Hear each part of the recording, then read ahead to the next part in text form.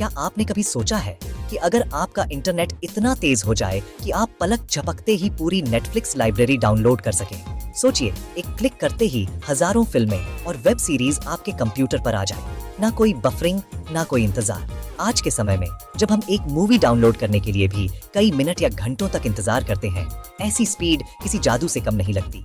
ये किसी science fiction जैसा लगता है, लेकिन अब यह हकीकत के बेहद करीब है। जिस इंटरनेट स्पीड की हम कल्पना भी नहीं कर सकते थे, वह अब वैज्ञानिकों की मेहनत से संभव हो रही है। जापान के वैज्ञानिकों ने इंटरनेट स्पीड के सारे रिकॉर्ड तोड़ दिए हैं। इतनी तेज स्पीड कि आज के सबसे तेज घरेलू कनेक्शन से भी लाखों गुना तेज। उन्होंने एक नई तकनीक विकसित की है, जिससे डेटा ट्रांसफर की रफ्तार इतनी बढ़ गई है कि पूरी नेटफ्लिक्स लाइब्रेरी 1 सेकंड में डाउनलोड हो सकती है। ये सिर्फ तेज इंटरनेट नहीं, बल्कि एक डिजिटल क्रांति है। सोचिए, जब हर घर, हर स्कूल और हर ऑफिस में इतनी तेज स्पीड होगी, तो हमारी जिंदगी कितनी बदल जाएगी। हम अक्सर अपने धीमे वाईफाई से परेशान होते हैं, लेकिन दुनिया के दूसरे कोने में वैज्ञानिक एक ऐसे इंटरनेट का निर्माण कर रहे हैं जो हमारी इन समस्याओं को हमेशा के लिए खत्म कर सकता है।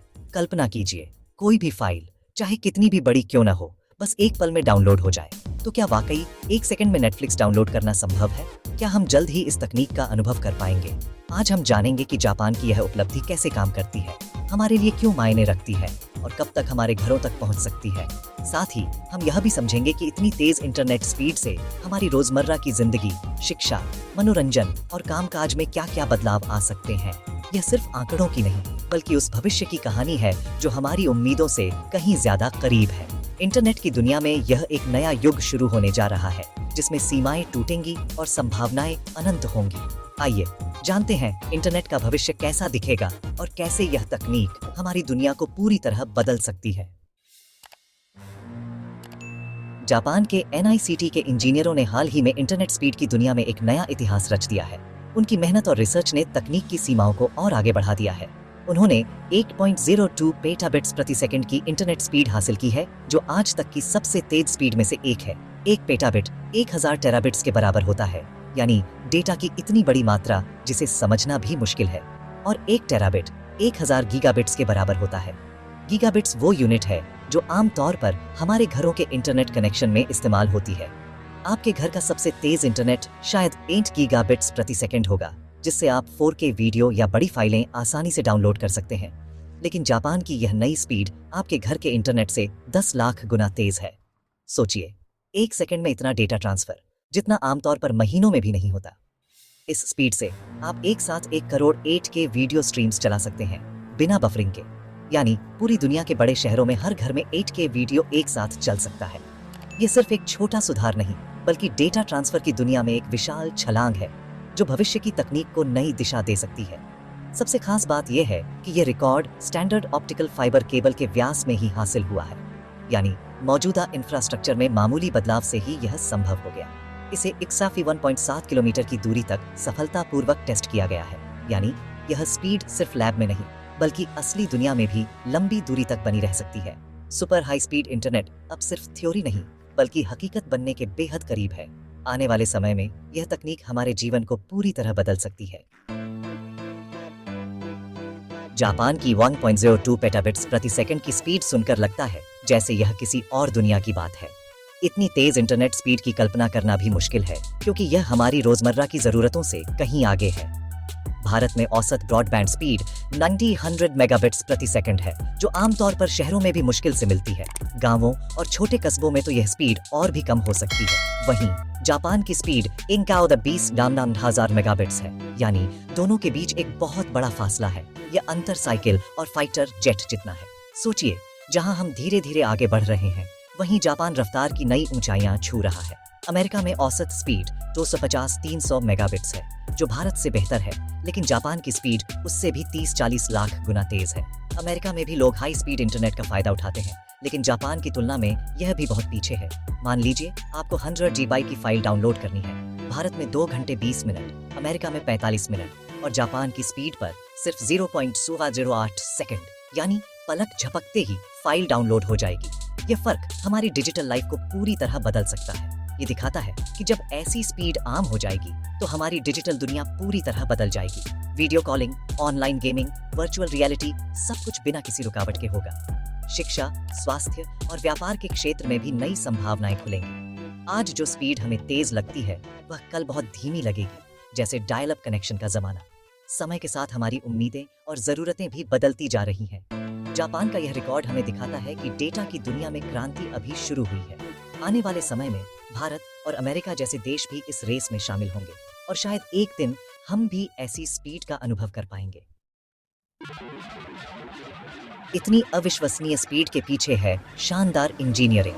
ऑप्टिकल फाइबर केबल को एक हाईवे समझिए जिसमें डेटा गाड़ियों की तरह दौड़ता है। जापान के वैज्ञानिकों ने मल्टी कोर फाइबर बनाया, एक ही तार में 19 कोर यानी 19 लेन का सुपर हाईवे। हर लेन पर एक साथ डेटा भेजा जा सकता है, जिससे क्षमता कई गुना बढ़ जाती है। इसके साथ वेवलेंथ डिवीजन मल्टीप्लेक्सिंग WDM तकनीक का इस्तेमाल हुआ। हर कोर में अलग अलग रंगों की सैकड़ों डेटा गाड़ियां एक साथ दौड़ती हैं। सिग्नल को लंबी दूरी तक मजबूत बनाए रखने के लिए खास ऑप्टिकल एम्पलीफायर्स लगाए गए। इन सभी तकनीकों के मेल से ही 1.02 पेटाबिट्स प्रति सेकंड की स्पीड संभव हो पाई। ये भविष्य के इंटरनेट इंफ्रास्ट्रक्चर के लिए गेम चेंजर है। इतनी स्पीड सुनकर सबसे बड़ा सवाल, ये टेक्नोलॉजी हमारे घर कब आएगी? सीधा जवाब, अभी नहीं। इसे चलाने के लिए खास उपकरण चाहिए। 19 कोर फाइबर, उन्नत लेजर, अल्ट्रा सेंसिटिव रिसीवर, जो फिलहाल बहुत महंगे हैं। इसका असली इस्तेमाल इंटरनेट की बैकबोन में होगा, वो पाइपलाइन जो देशों और महाद्वीपों को जोड़ती है। जैसे जैसे डेटा की खपत बढ़ रही है, बैकबोन को और शक्तिशाली बनाना जरूरी है।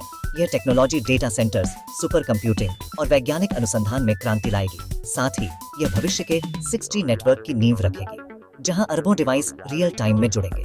तो भले ही यह आपके घर न पहुंचे, लेकिन आपके इंटरनेट अनुभव को जरूर बेहतर बनाएगी। पेटाबिट स्पीड इंटरनेट सीधे घरों में न आए, लेकिन इसका असर हर जगह दिखेगा। वीडियो स्ट्रीमिंग, वर्चुअल रियलिटी और होलोग्राफिक कम्युनिकेशन, सब कुछ रियल टाइम में संभव होगा। क्लाउड कंप्यूटिंग और गेमिंग पूरी तरह बदल जाएंगे, सब कुछ क्लाउड पर, बिना लैग के। छोटे बिजनेस और व्यक्ति भी सुपर कंप्यूटिंग की ताकत का फायदा उठा सकेंगे। स्वास्थ्य सेवा में रिमोट सर्जरी और टेलीमेडिसिन आम हो जाएगी, शून्य लैटेंसी के साथ। शिक्षा में वर्चुअल टूर और इमर्सिव लर्निंग का अनुभव मिलेगा। रिमोट वर्क और वीडियो कॉल्स क्रिस्टल क्लियर और लैग फ्री होंगी। संक्षेप में, ये सुपर स्पीड इंटरनेट हमारी डिजिटल दुनिया को पूरी तरह कनेक्टेड और इमर्सिव बना देगा। हर बड़ी टेक्नोलॉजी की तरह पेटाबिट स्पीड इंटरनेट की राह में भी चुनौतियां हैं। सबसे बड़ी चुनौती मौजूदा हार्डवेयर की सीमा। राउटर, स्विच, कंप्यूटर अभी इतनी स्पीड संभाल नहीं सकते। इंस्टॉलेशन और रखरखाव की लागत बहुत ज्यादा है, खासकर समुद्र के नीचे केबल्स में। इन केबल्स को अपग्रेड करना खरबों डॉलर का प्रोजेक्ट है। समुद्र के नीचे केबल्स प्राकृतिक आपदाओं से क्षतिग्रस्त हो सकती है। डेटा लॉस का खतरा बढ़ जाता है। इतनी तेज स्पीड पर डेटा मैनेजमेंट और साइबर सुरक्षा भी बड़ी चुनौती है। हमें नई पीढ़ी के सिक्योरिटी सिस्टम और स्टोरेज की जरूरत होगी। हर कोई जानना चाहता है, ये स्पीड हमारे लैपटॉप और फोन तक कब पहुंचेगी? सच ये है कि पेटाबिट लेवल की स्पीड शायद कभी सीधे घरों तक न आए, क्योंकि आम यूजर को इतनी स्पीड की जरूरत नहीं। लेकिन जैसे जैसे इंटरनेट की बैकबोन अपग्रेड होगी, हमारे कनेक्शन और भी तेज और भरोसेमंद होंगे। अगले 5-10 सालों में विकसित देशों में 10-100 गीगाबिट्स की स्पीड आम हो सकती है। यह 8K स्ट्रीमिंग, क्लाउड गेमिंग और एडवांस्ड VR के लिए काफी होगी। टेलीकॉम कंपनियां पहले बड़े शहरों में निवेश करेंगी, ग्रामीण इलाकों तक पहुंचने में समय लगेगा। सरकारी नीतियां और सब्सिडी डिजिटल डिवाइड को कम करने में मदद करेंगी, तो इंटरनेट अनुभव धीरे धीरे बेहतर और तेज होता जाएगा। यह एक क्रमिक विकास है, क्रांति नहीं। चलिए अंत में एक मजेदार तुलना करते हैं। याद है जब डायल अप इंटरनेट पर एक गाना डाउनलोड करने में कई मिनट लगते थे? उस समय की स्पीड थी 110 मेगाबिट्स प्रति सेकंड। अगर आप उस स्पीड पर नेटफ्लिक्स की पूरी लाइब्रेरी 50 पेटाबाइट्स डाउनलोड करते तो 60 लाख साल लग जाते। अब जापान की नई स्पीड से वही डेटा सिर्फ 7 मिनट में डाउनलोड हो सकता है। 60 लाख साल बनाम 7 मिनट। टेक्नोलॉजी ने कितनी लंबी छलांग लगाई है। आज जो असंभव लगता है वह कल की हकीकत बन सकता है। तो अगली बार जब आपका वीडियो बफर हो, याद रखिए भविष्य की स्पीड आपके दरवाजे पर दस्तक दे रही है।